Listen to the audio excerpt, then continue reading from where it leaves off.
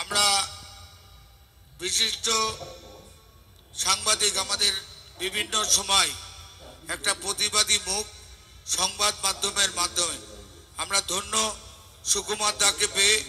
আমি ছোটবেলা থেকে তার ধারালো লেখার কথা শুনতাম। সুকুমার মিত্রকে আমরা সম্বর্ধিত করব আমাদের এই ভাষা দিবস মঞ্চ থেকে, জাগো বাংলা মঞ্চ থেকে। আমরা সুকুমার দা এখানে আসুন প্লিজ। আমাদের সম্বর্ধিত করছে বন্দনা মুন্সি, কাউন্সিলর, আমাদের সুকুমার মিত্রকে সম্বর্ধিত করছেন। আমাদের যেসব মাস্টারমশাইরা এসছেন তাদের একটু সামনে আসবেন, প্রত্যেকে মিলে উত্তরীয় ব্যাজ পরিয়ে তাদেরকে সম্মান দিন। উত্তরীয় এবং ব্যাজ পরিয়ে সম্মান প্রদর্শন।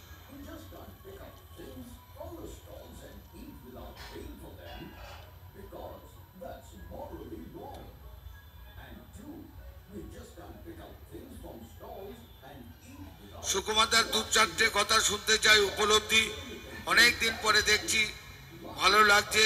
ছোট আমি তখন দেখেছি, আমি সুকুমার দা সে পেন হাতে বাবার কাছে আসছে, কি খবর আছে দাদা বলতে, তখন বরুণ সেনগুপ্ত ছিলেন, বর্তমান কাগজ আমরা দেখেছি। সেই সুকুমার দাকে আমরা পেয়েছি আজকে। সবাইকে আমার আন্তরিক ধন্যবাদ, শুভেচ্ছা, ভালোবাসা ও প্রণাম জানাচ্ছি। এই বনগাঁ আমাদের খুব ভালোবাসার শহর, আর 21শে ফেব্রুয়ারি এখানে দাঁড়িয়ে সংবর্ধিত হওয়া এটা অত্যন্ত গর্বের। আমি ইন্টারন্যাশনাল অ্যাওয়ার্ড নিতে দিল্লিতে যাইনি, যেটা এপিজে কালাম তুলে দিয়েছিলেন, কিন্তু গোপাল সেটের ডাকে বনগাঁয় না এসে পারলাম না। আজ এই বনগাঁয় দাঁড়িয়ে খুব ভালো লাগছে যে আজকে আন্তর্জাতিক মাতৃভাষা দিবস এখানে হচ্ছে, কিন্তু মাত্র কয়েক কিলোমিটার দূরে ওপার বাংলায় বাঙালি, যেখানে আন্তর্জাতিক মাতৃভাষা যাদের কারণে 52তে হয়েছিল, ও বাংলা ভালো নেই। আর ওপার বাংলা ভালো না থাকলে আমরা গোটা বাঙালি জাতি আমরা ভালো থাকতে পারি না। ফলে মনটাও খুব খারাপ রয়েছে। আমাদের ধারণা, আমাদের আশা, বাঙালি জাতি আবার ঘুরে দাঁড়াবে।